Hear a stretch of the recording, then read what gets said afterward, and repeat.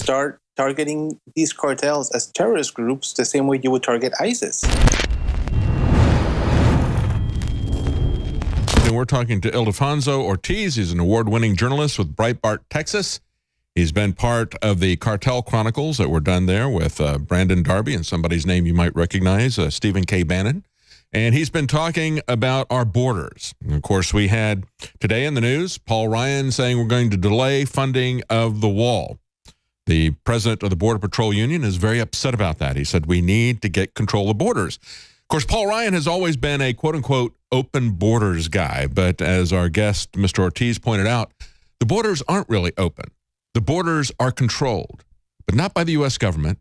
They're controlled by the drug cartels. They decide who will come in, who can cross the border from Mexico. And if you cross without paying them, there is a massive penalty that they will extract from you. I want to ask you, Mr. Ortiz, as somebody who has studied this for a while, and of course you said that in your opinion, MS-13 is kind of a gun for hire for the bigger fish. And now we see our administration focusing on them. What do you think needs to be done as somebody who has studied this for some time? What is the strategy that we should pursue given the fact that there's so much corruption and connection of these drug cartels into the Mexican government that they do, in fact, control our borders? What do you think needs to be done? Well, basically declare some of the most violent cartels as as terrorist organizations. Designate them as terrorist groups and address them as such. Our government needs to stop being afraid of offending the Mexican government and the Mexican elite, who are actually the ones that are protecting these cartels, and basically take them to task. Start freezing assets.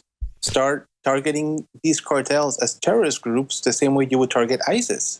So you would say then that the move by Attorney General Sessions to say that MS-13 is a terrorist group, as organized crime, whatever, to label them as such, that would be a good start. You would probably add then, I guess, some of the other drug cartel organizations like the Zetas and others, right? Absolutely. Basically, you guys are, he's targeting the lower rung. Step it up. Go to the higher level. Start targeting, for example, the Los Zetas cartel, the Gulf cartel, the Juarez cartel. I mean, particularly the Juarez cartel has been linked to President Peña Nieto. The current Mexican president has, we've reported on how he received money from cartel members during his 2012 presidential campaign.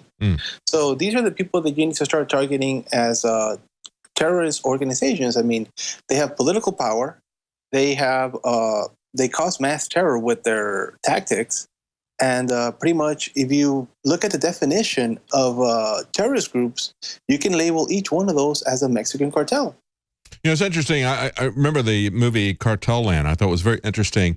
The Mexican doctor who was involved in that. What it reminded me of was the movie The Magnificent Seven, where the villagers are at the mercy of both the criminals, the banditos, and the federales who were coming through there. And it struck me as how much the current situation was like that movie set 100 years ago, that kind of corruption.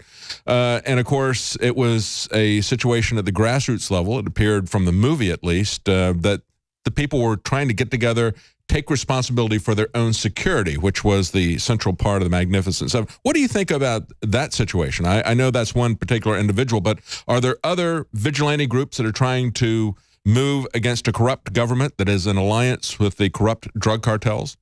Well, they've tried, but the Mexican government has been very efficient in shutting them down. Basically, the Mexican government is more afraid of citizens raising up in arms than they are of Mexican cartels, because the cartels are not going to take over power.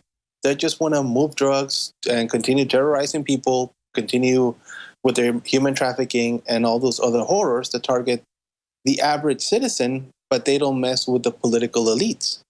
You know, one of the things, too, we're talking about the sanctuary cities, and as soon as we talk about violence that comes with the drug cartels, we're labeled as racists. And so we have all these sanctuary cities, as Maryland wants to make itself the first sanctuary state.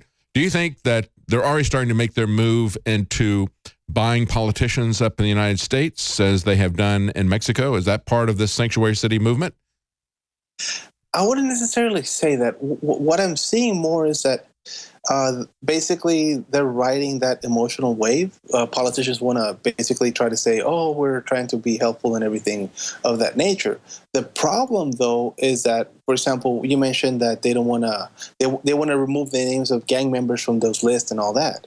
The problem is that people don't realize is that when a cartel wants to kill somebody, kidnap somebody, or torture somebody in the U.S., they're not going to send gunmen across the border to do it. Well, they can, but they usually what they'll do is they'll hire out gangs in the U.S. that are already here to That's carry what we're out. seeing in Long Island and in Maryland. Yes, exactly. We're out of time. Thank you so much for joining us.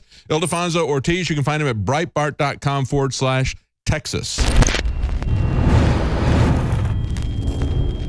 What the aging process is when the cell replicates, we lose a little bit of our telomeres. Telomeres are the little cups on the end of our chromosomes. And when it runs out, you start dying. Secure your DNA force today at InfoWarsLife.com.